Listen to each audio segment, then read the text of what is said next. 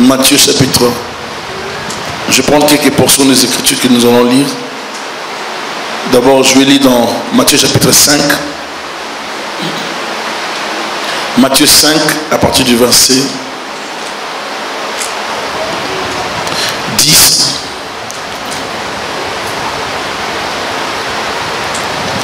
Matthieu 5, 10. Heureux ceux qui sont persécutés pour la justice, car le royaume des cieux est à eux. Heureux serez-vous lorsqu'on vous outragera, qu'on vous persécutera et qu'on dira faussement de vous toutes sortes de mal à cause de moi. Est-ce que vous le voyez?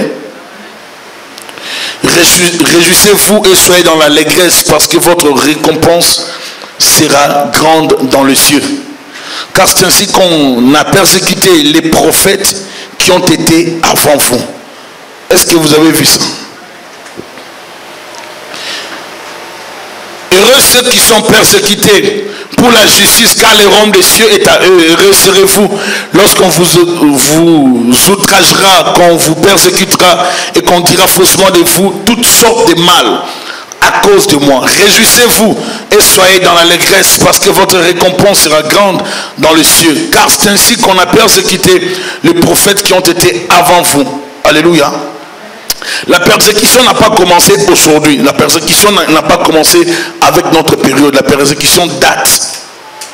La persécution date. Ça n'a pas commencé aujourd'hui. Si vous lisez dans Matthieu chapitre 23, verset 37, le Seigneur est en train de dire: Jérusalem, Jérusalem, qui tue les prophètes et qui lapide ceux qui te sont envoyés. Combien de fois ai-je voulu rassembler tes enfants comme une poule rassemble ses poussins sous ses ailes, et vous ne l'avez pas voulu. Un peuple têtu, un peuple rebelle, un peuple qui s'opposait, n'est-ce pas, au messager de Dieu. Ce n'est pas facile, bien aimé, de servir Dieu dans ces temps de la fin. Le monde est sous l'emprise du diable et le diable n'a pas commencé la persécution aujourd'hui. J'aimerais pas seulement que nous soyons nous fonctionnons comme les décrits, parce que plusieurs, lorsqu'on parle de la persécution, fonctionnent avec la Bible Scofield qui parle d'une période de la grande tribulation. On voit les dispensations dans des périodes. J'aimerais pas seulement qu'on fonctionne comme ça, j'aimerais que nous puissions fonctionner d'une autre façon. Alléluia. Les persécutions datent. Ça a déjà commencé depuis longtemps. La persécution n'a pas commencé aujourd'hui. Alléluia. Ça a commencé depuis longtemps. Vous venez de lire avec moi, Jésus parlait de la persécution à venir, et vous venez de lire avec moi, Jésus parlait de Jérusalem qui tuait les prophètes, qui lapidait les envoyés de Dieu. Donc ce n'est pas quelque chose qui commence aujourd'hui. Si nous retournons à l'époque de Jérémie et les prophètes, vous allez voir que les prophètes ont peiné. Et même Jésus le dit dans Matthieu 25 à la fin, et il dit: heureux serez-vous lorsqu'on vous outragera, qu'on vous persécutera et qu'on dira faussement de vous toutes sortes de mal à cause de moi. Il dit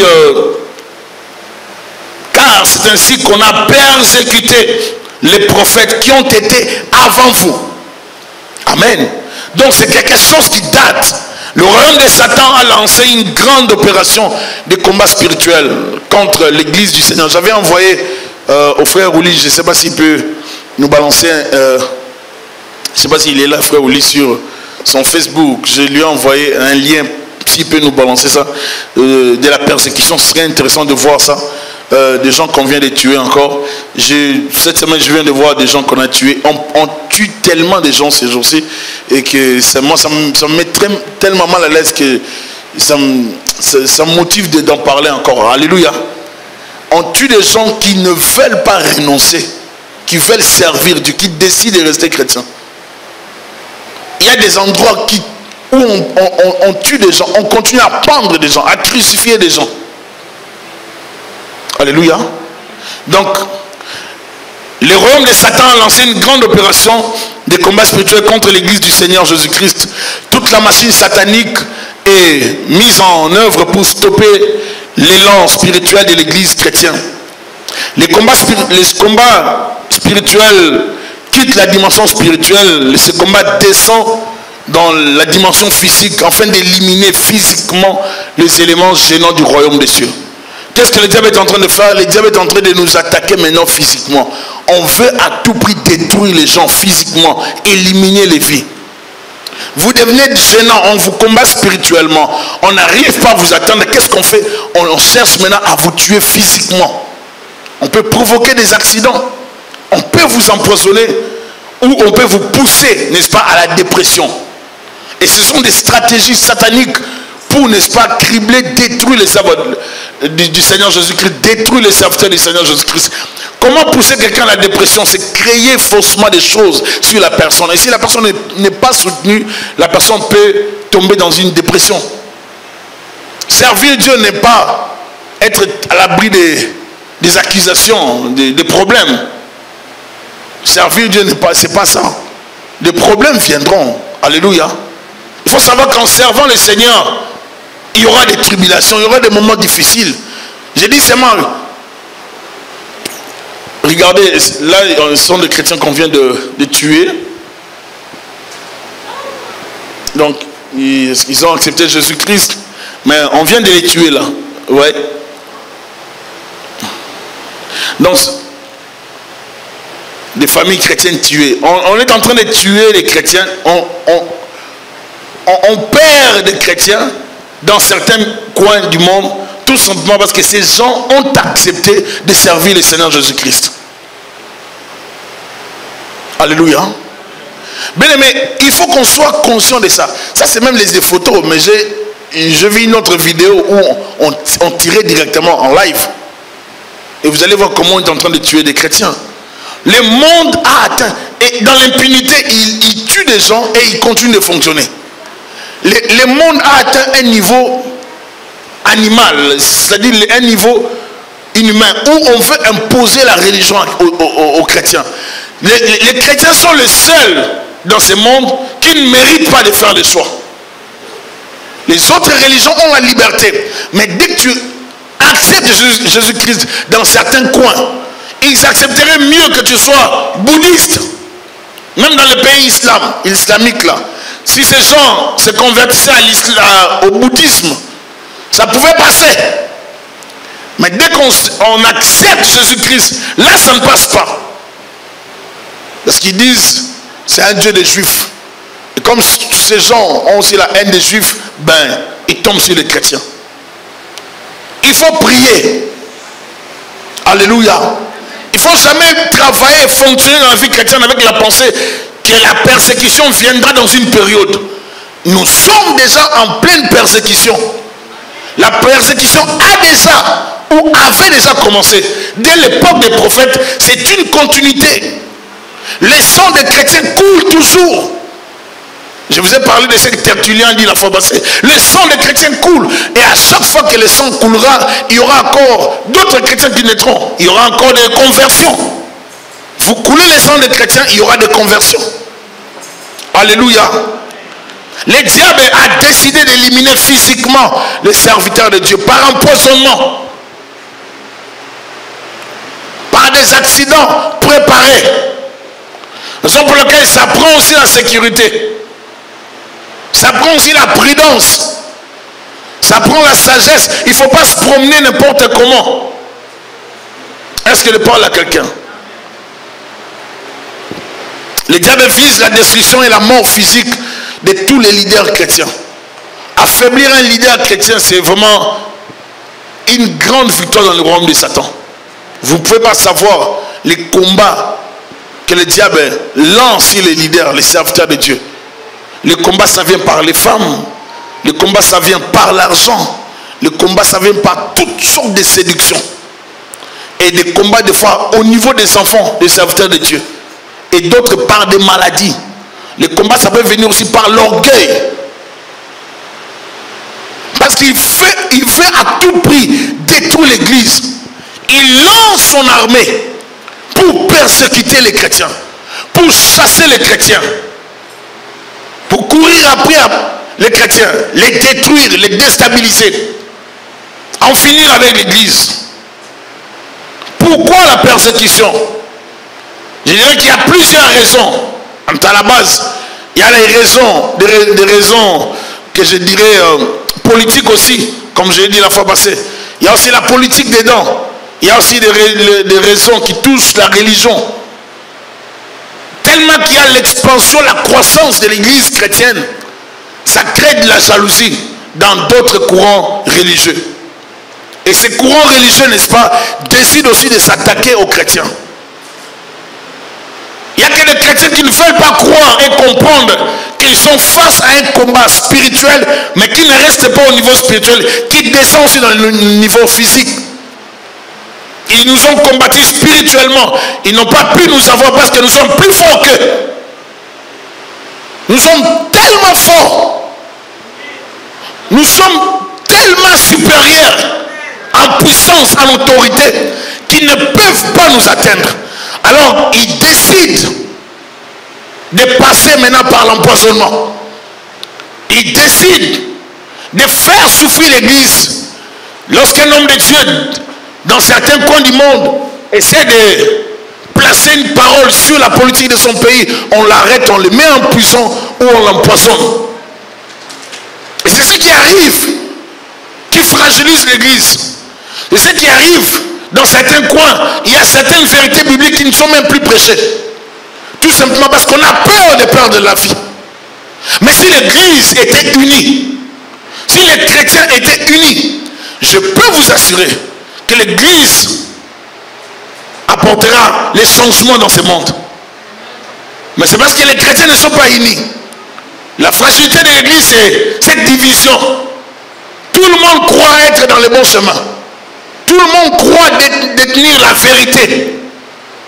Ou la doctrine. Les baptistes croient avoir vraiment la bonne et la saine doctrine. Les luthériens pensent la même chose. Les pentecôtistes, n'en parlons pas. Surtout les charismatiques, ils pensent détenir la bonne. Tout le monde croit avoir, n'est-ce pas, la bonne doctrine.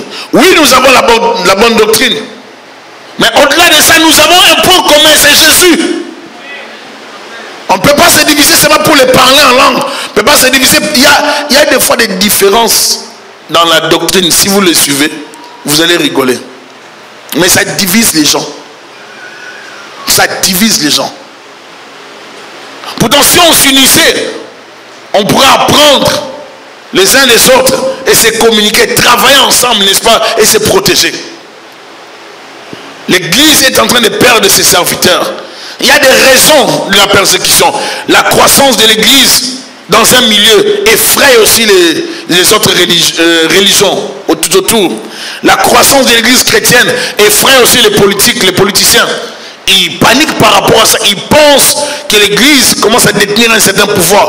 Pour, n'est-ce pas, ne pas permettre à l'Église de s'étendre, il faut les persécuter, afin qu'ils puissent s'éparpiller. Des fois, on peut prendre des mesures, n'est-ce pas, pour compliquer les permis d'exploiter les bâtiments, afin d'empêcher aux églises de s'implanter. C'est une sorte de persécution. On refuse aux églises de prendre des bâtiments, mais on donne à certaines églises, certes, des bâtiments. Là où on vous refuse, c'est là qu'on va donner à l'église de la scientologie. Là où on vous refuse, c'est là qu'on va donner aux Mormons les scènes des derniers jours, alors qu'ils ne sont pas saints. On refuse les chrétiens qui servent Jésus-Christ, on va donner aux bouddhistes. L'église est persécutée. Le diable fait tout pour détruire les chrétiens. Et les chrétiens ne comprennent pas ça. L'arme que le diable a choisie dans ces temps de la fin est aussi l'Internet. Est-ce qu'on peut dire amen? L'arme satanique. Il y a des gens qui passent des heures et des heures sur Internet pour ne rien faire. Même pas de recherche. Mais peut-être sur Facebook et sur YouTube en train de suivre n'importe quoi. Et le diable passe sur Internet pour détruire l'église. Combien sont ceux-là? J'ai suivi quelqu'un qui parle des églises, mais qui parle, lui, il n'a d'égard pour personne. Il n'a d'égard pour personne dans son langage. Et quand vous le suivez, vous vous posez la question si c'est la démence qui commence ou bien s'il y a un problème, un déséquilibre quelque part. Il s'attaque à tous les hommes de Dieu. Son problème, c'est tous les hommes de Dieu. Personne n'est correct, personne n'est parfait. Lui seul est parfait. Dieu a dit à Élie, tu n'es pas le seul, je me suis réservé. Et même en comprenant la vie de la personne, je pense que la délivrance n'a pas été faite. Il y a de ces choses bien aimées que certaines personnes qui ne suivez pas n'importe quoi sur internet, vous allez vous suivre pour rien. Il y a des gens qui aiment des titres de genre. Le pasteur T.D. Jakes a fait une bêtise. Là où tout le monde, on s'appelle T.D. Jakes. Non. Ça ne doit pas nous réjouir, nous les chrétiens. En mal. Lorsqu'on parle, est-ce qu'on peut dire amen? Ça ne doit pas. Tel pasteur, les gens veulent entendre tel pasteur. Il y a eu un problème dans la ville, il y a un pasteur, on a ravi les bâtiments, il y a un problème, il n'y a pas d'argent. Mais nous devons prier pour l'homme de Dieu, nous ne devons pas l'abandonner. Alléluia. Les diables profitent de tout ça. Il ne faut pas qu'on soit aussi méchant que ça. Parce que le diable utilise aussi les chrétiens pour persécuter les chrétiens. C'est une manipulation en fait. On vous utilise à sortir les gens qui sont dans les services du champ du Seigneur. Alors que la moisson est grande, il y a peu d'ouvriers.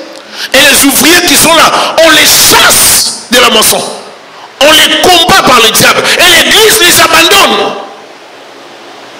Combien de leaders meurent? Vous savez combien? 2 ou 3 mois passés, combien de pasteurs sont morts? Moi je suis sur internet, je vous dis que c'est catastrophique de voir le nombre de pasteurs qui sont morts. Hier j'ai regardé, j'ai vu la photo de le pasteur qui est en prison en Coutino. J'ai vu une des photos, je me suis dit mais pourquoi ces gens mettent même ce genre de photos? Et cette photo là je n'ai pas aimé. Parce que ça manifeste la faiblesse de l'homme. C'est vrai que c'est un humain, oui. Mais non, pas dans cet état. On doit prier pour lui. Et vous allez voir, la plupart des temps, on met même les photos de ces hommes de Dieu là. Mais on ne prie pas pour eux. On ne prie pas pour eux. Les gens aimaient Coutinho lorsqu'il était libre. Mais en prison, combien prient pour lui? On va dire, ah, c'est lui, il a cherché ses problèmes. Mais combien prient pour lui? Nous devons apprendre à prier pour des leaders. Même s'ils ne sont pas de notre église. Même s'ils ne sont pas de notre communauté. Du moment qu'ils travaillent dans les royaumes du Seigneur, nous sommes ensemble. Alléluia. Les disciples sont allés voir des gens chassant les démons quelque part.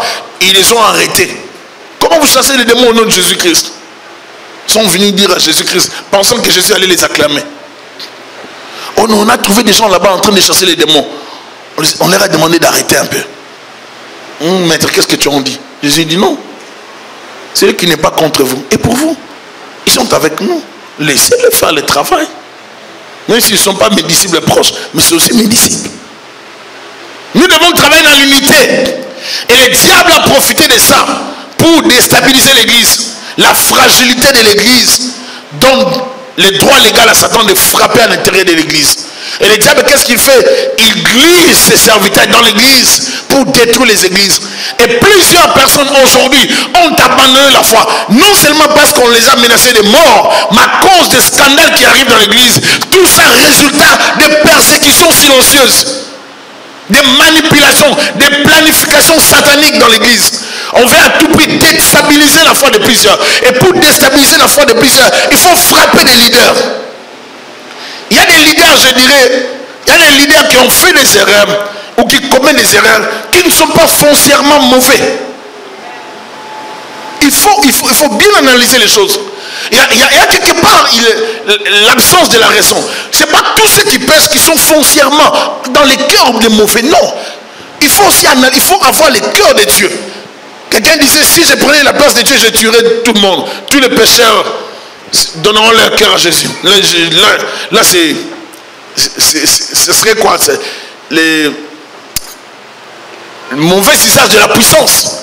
Dieu ne ferait pas comme ça. Vous voyez? Alléluia. Nous devons aussi avoir ce cœur de Dieu. Apprendre à patienter. À supporter les autres dans leur faiblesse.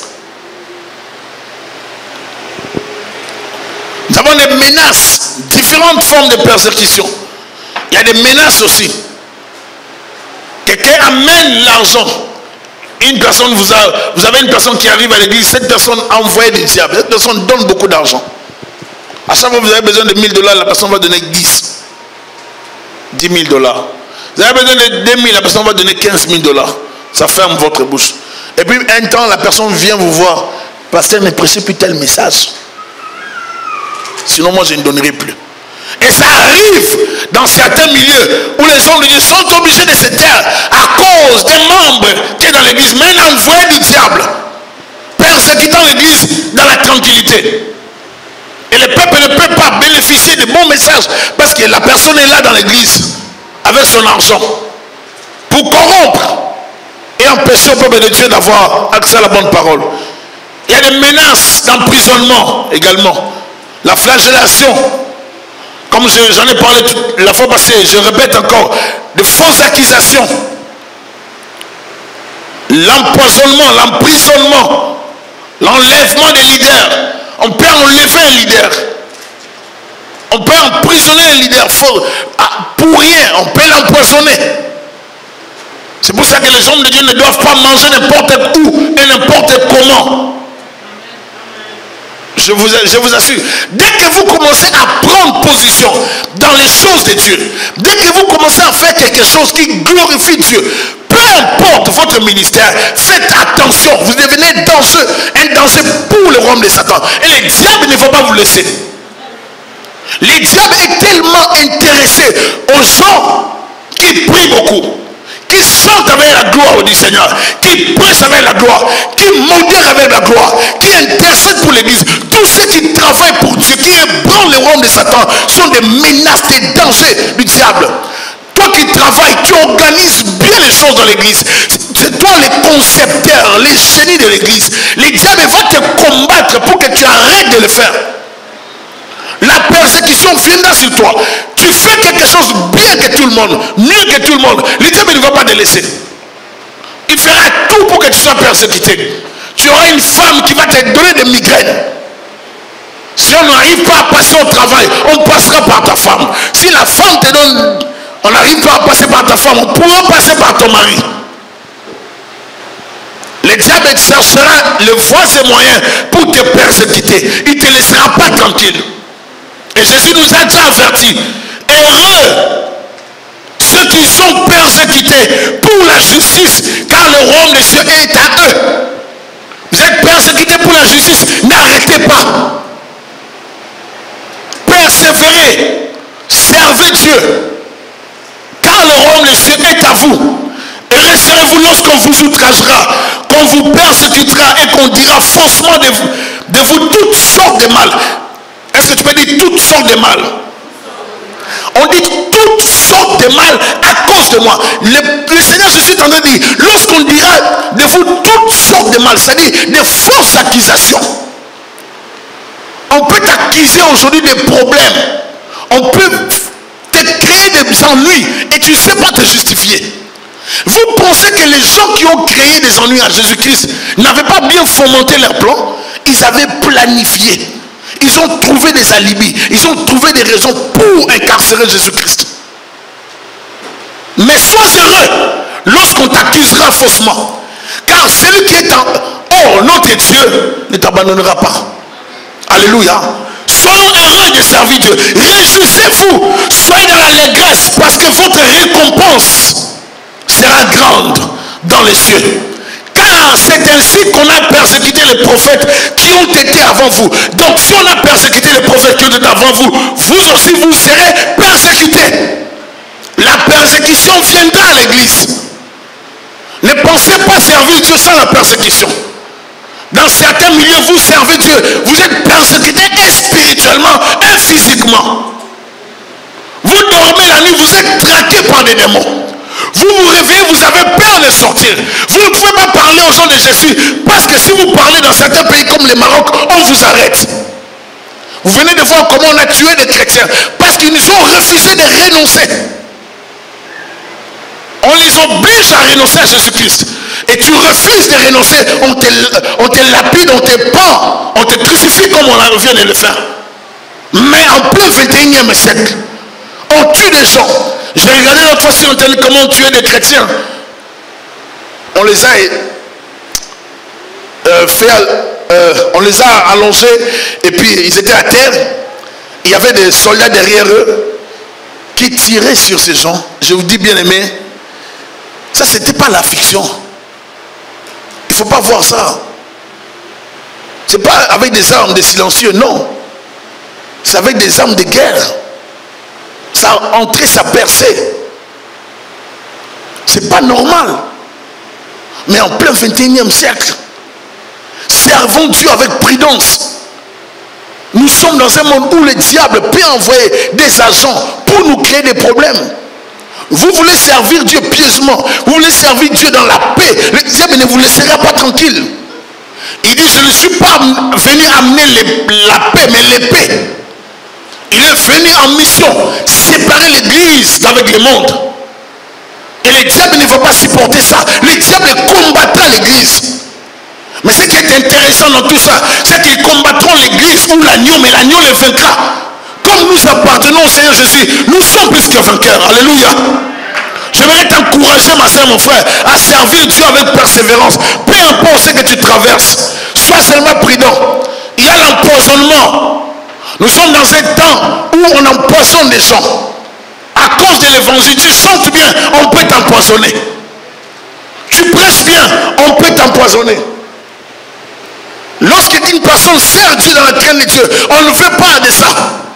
On veut à tout prix te créer des choses. Jésus dit, lorsqu'on vous accusera faussement, on dira faussement de vous de toutes sortes de mal. On ne veut pas te voir marcher dans la crainte de Dieu. On veut te coller la saleté. Ça, c'est l'œuvre du diable. C'est une sorte de persécution.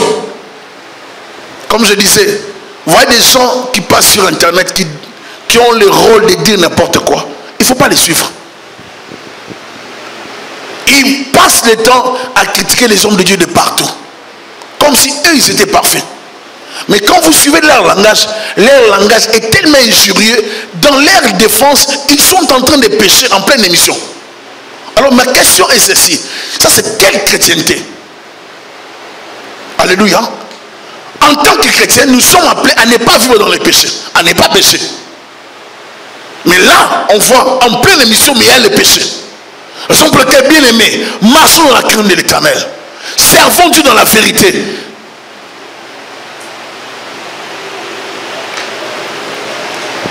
Pouvons-nous éviter la persécution? Je dirais oui et non. Quand nous vivons dans les derniers jours, et cela arrivera directement ou indirectement, la persécution arrivera. Tu peux l'éviter, tu peux ne pas l'éviter aussi. Nous pouvons éviter la persécution. Je vais d'abord vous lire dans Actes des Apôtres, chapitre 12, versets 1 à 2. La Bible dit, vers le même temps, le roi Hérode s'est mis à maltraiter quelques membres de l'église. Et il fit mourir par l'épée Jacques, frère de Jean. Voyant que cela était agréable aux Juifs, il fit encore arrêter Pierre. C'était pendant les jours de pain sans levain. Ne jamais laisser le diable détruire les leaders de l'église.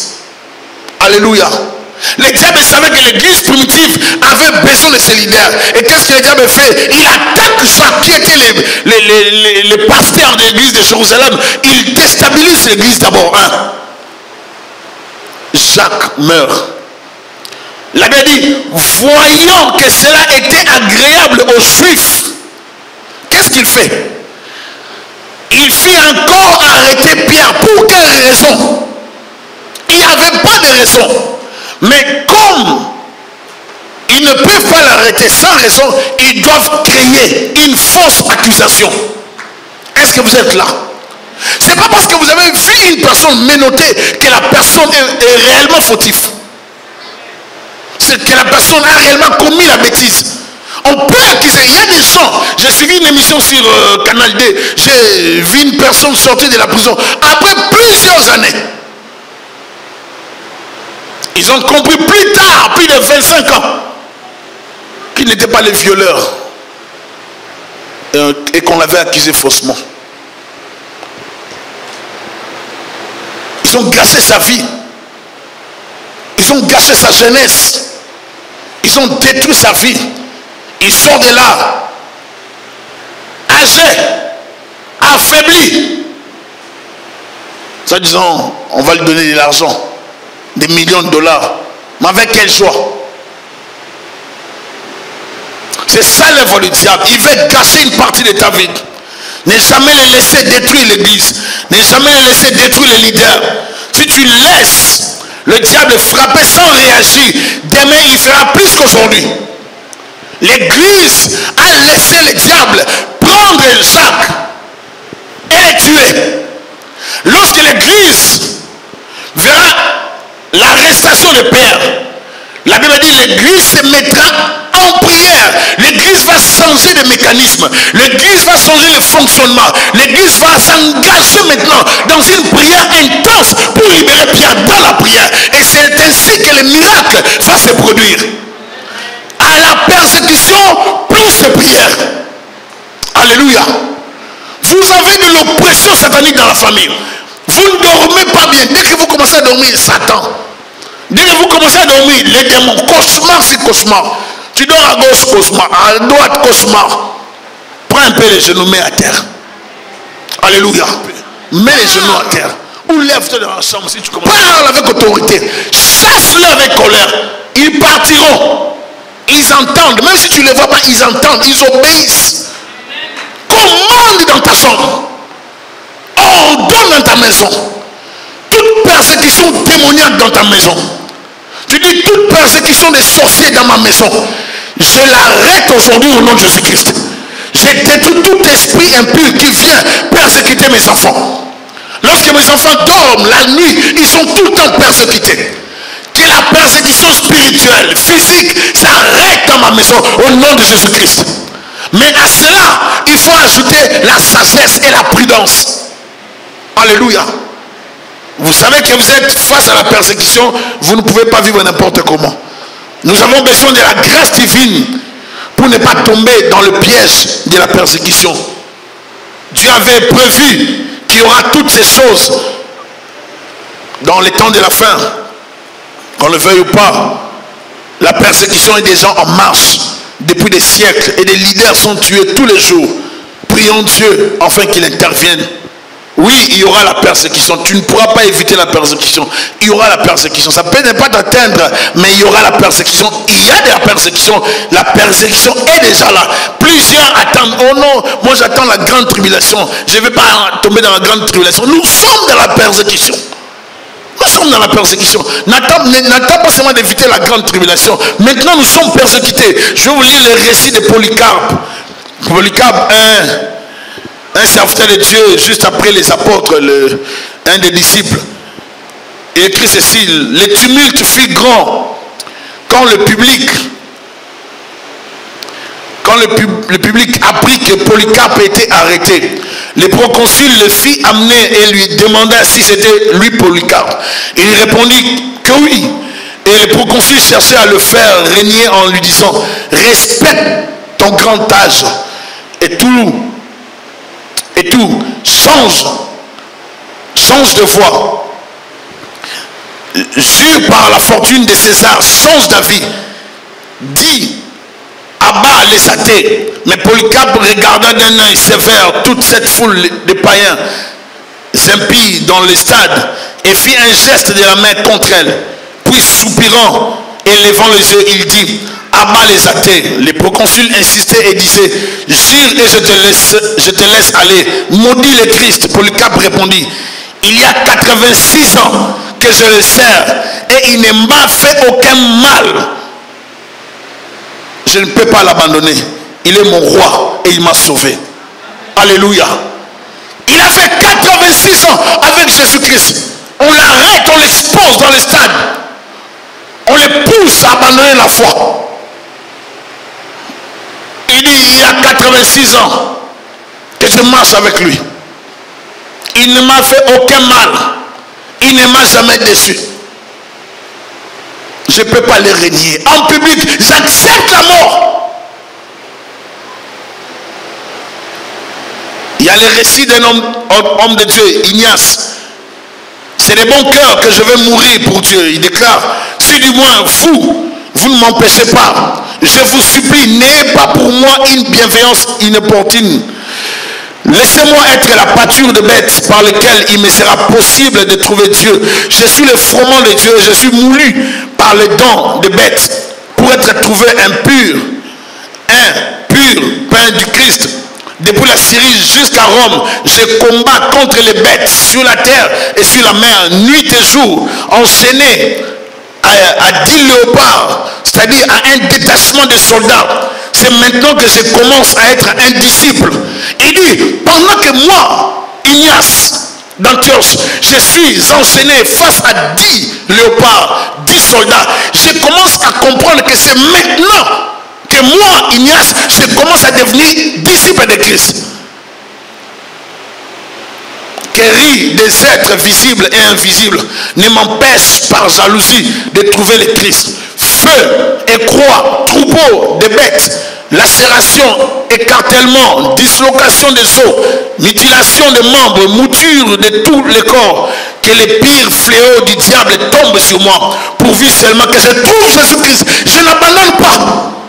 Ces gens étaient déterminés, malgré la persécution, malgré tout ce qu'ils vivaient, ils étaient déterminés à servir Dieu, malgré les arrestations, malgré le feu. On rencontre l'histoire d'un homme de Dieu qui était brûlé, jeté dans le feu. Alors que le feu les consumait, les brûlait. Lui chantait dans cette période. Il adorait Dieu. Et les foules commençaient à pleurer. Les gens se convertissaient alors qu'ils étaient dans l'amphithéâtre. Bien aimé, Dieu agit. Même de la persécution, reste fidèle à Dieu. Reste fidèle à Dieu. N'abandonne pas la foi. On n'a pas de raison, bien aimé. Il arrivera un jour où nous comparaîtrons tous devant Jésus-Christ. Chacun de nous rendra compte de ses œuvres. Si sur la terre tu n'as rien fait, tu n'auras pas de récompense. Quelqu'un, j'ai lu sur internet une personne qui a attaqué une sœur de l'église pour dire à cette sœur, nous sommes sauvés par la grâce et nous n'avons pas besoin des œuvres. J'ai dit mensonge satanique, mensonge du diable. Et c'est ça même la bêtise de ce temps de la fin, où les gens ne comprennent pas la notion de la grâce. Les gens veulent profiter de la grâce pour croire pour dire seulement que la grâce nous donne tout. Non, nous avons la grâce, mais nous avons des œuvres à produire. Nous devons servir Dieu. Il y a des choses à faire. Il y a des choses, si tu ne les fais pas, tu n'auras rien au ciel. Est-ce que je parle à quelqu'un?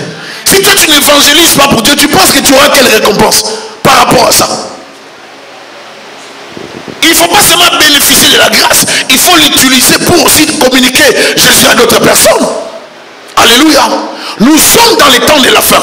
Si tu ne t'améliores pas à servir Dieu, si tu ne t'améliores pas à grandir avec Dieu, si tu ne fournis pas des efforts pour changer, t'améliorer, tu étais timide, tu étais peureuse, tu étais timoré, craintif, change ta façon de servir Dieu. Améliore-toi. Nous sommes comme des kamikazes dans ces trains du royaume des cieux. Nous sommes engagés pour Jésus-Christ. On n'a plus le droit de retourner. Bien, mais j'aimerais dire à quelqu'un de s'engager encore en Jésus-Christ. Il y a des raisons de servir Dieu. Il y a des éléments solides et valables dans les Écritures qui nous poussent et nous stimulent à les servir. Il y a des raisons. Quand je lis la Bible, je vois tout ce qu'ont traversé les prophètes. Il y a des raisons stimulantes qui me poussent à servir Jésus-Christ. J'aimerais te dire de les servir, quelles que soient les situations. N'abandonne pas la foi. Malheur à ceux qui abandonnent la foi à cause de l'impudicité, à cause de la cigarette, à cause de boissons alcooliques, à cause des choses de ce monde. Malheur à tous ces gens-là, car un jour Jésus reviendra. Il reviendra un jour. Et j'aimerais dire à tout le monde, n'oubliez pas, nous sommes dans les temps de la fin. Que Jésus ne revienne pas, que nous mourons. Nous devons être prêts pour les rencontrer. Que ceux qui s'amusent continuent à s'amuser. Que ceux qui craignent Dieu continuent à le faire. Que ceux qui adorent continuent à l'adorer. Que ceux qui sont impudiques soient encore impudiques. Que ceux qui se sanctifient davantage. Déclare l'esprit. Dans les temps de la fin, il y aura des gens qui seront ennemis de la volonté de Dieu. Mais cela ne changera pas l'évangile. L'évangile restera l'évangile. Je condamnerai les péchés. Je dirai la vérité. Même si l'église va se vider, je ne changerai pas le message. C'est à cause de cela qu'à Jérusalem, on a tué les prophètes. Bien aimé, le message ne change pas. Il y aura la persécution. Peut-être qu'on nous accusera faussement. Mais je n'abandonnerai pas l'évangile. J'aimerais motiver les gens dans cette église à servir Jésus-Christ avec crainte et tremblement. Qu'on rassemble des liens. Je suis déçu des chrétiens. Je suis déçu des chrétiens, faux chrétiens, Des gens qui veulent servir Dieu par amusement. Ils veulent que les pasteurs, les hommes de Dieu comprennent les péchés. Nous ne sommes pas là pour comprendre les péchés. Je ne comprendrai pas les péchés. Les péchés restent condamnables. Les péchés sont condamnables. Il n'y a pas de négociation. Abandonne avec les péchés. Qui de nous n'a pas la possibilité de pécher? Moi, tout le monde a la possibilité de pécher. Est-ce que moi je ne peux pas tromper ma femme? Est-ce que moi je ne peux pas pécher? Tout le monde peut le faire. Est-ce que je suis fatigué? Je suis courbé? Je suis jeune. 40 ans, mais je suis jeune. Vous voulez que je vieillisse comment? Je m'accepte comme ça. Amen. Mais j'ai tout laissé pour Jésus. Tout laissé. Avec nos faiblesses humaines, nous continuons à les servir. Bien aimé, ne vous accrochez pas au péché. Nous n'haïssons pas des frères et sœurs, des pécheurs, mais nous condamnons les péchés. Nous condamnons les péchés. Les péchés sous toutes ses formes t'éloignera de Dieu et te conduira en enfer. Bien aimé, ne négligez pas ces temps de la fin. Je pleure dans mon cœur pour plusieurs personnes. Quand je vois l'avenir de certaines personnes, je dis ça c'est une perte pour rien. Bien aimé, un jour Jésus-Christ reviendra. Est-ce qu'il te trouvera dans la foi ou dans l'impudicité? Il te trouvera dans l'église ou dans l'hôtel? Il te trouvera dans une boîte de nuit ou en train de servir Dieu dans l'accueil? Il te trouvera dans quel endroit? Pense à cela. Si tu penses que le monde t'apportera quelque chose, il y a des gens qui ont laissé tous les biens de ce monde. Les matériels resteront. L'argent dans la banque restera. Tout restera dans ce monde. Mais Jésus-Christ restera le Seigneur des Seigneurs. Restera le roi des rois. Et ceux qui connaîtront leur Dieu agiront avec crainte et fermeté. Nous ne changerons pas l'évangile. Nous devons prêcher l'évangile tel qu'il se présente dans la parole de Dieu. Que Dieu nous bénisse abondamment. Merci Seigneur pour ta grâce. Merci pour ta présence. Merci pour ce soir. Merci pour ce temps dans ta présence. Te sommes infiniment reconnaissants. Nous voulons, Dieu de gloire, te dire merci pour ce qu'a été cette soirée. Seigneur, j'aimerais, Seigneur, que tu nous fortifies. Seigneur, nous ne voulons pas négocier avec les péchés. Nous voulons te servir. Lorsqu'on nous accusera faussement, lorsqu'on nous outragera, lorsqu'on nous mettra dans des prisons, mais donne-nous la force de vivre cela comme l'apôtre Pierre, l'apôtre Paul. Accorde-moi, accorde à mes soeurs et mes frères de ne pas abandonner. Accorde-nous, Seigneur, à ne pas céder au péché. Accorde-nous, Seigneur, à ne pas vivre dans l'impudicité, dans l'adultère, dans la magie, dans toutes sortes de pratiques occultes, des pratiques de ténèbres. Donne-nous, Seigneur, à marcher dans la crainte de Dieu. Que toutes ces faussetés, de mauvaises choses s'écartent de cette église, s'écartent des serviteurs, des servants de cette église. Donne-nous à être une église qui marche dans la crainte de Dieu. Une église qui évangélise, qui applique la parole de Dieu. Étends ta main sur nous. Accorde-nous aussi l'amour de ceux-là qui sont faibles, qu'on puisse les supporter, qu'on les aide, qu'on leur apporte ce qu'il faut pour qu'ils reprennent le chemin avec toi. Aide-nous, Seigneur, à te servir dans la crainte, dans la vérité. Au nom puissant et glorieux de Jésus-Christ. Alléluia.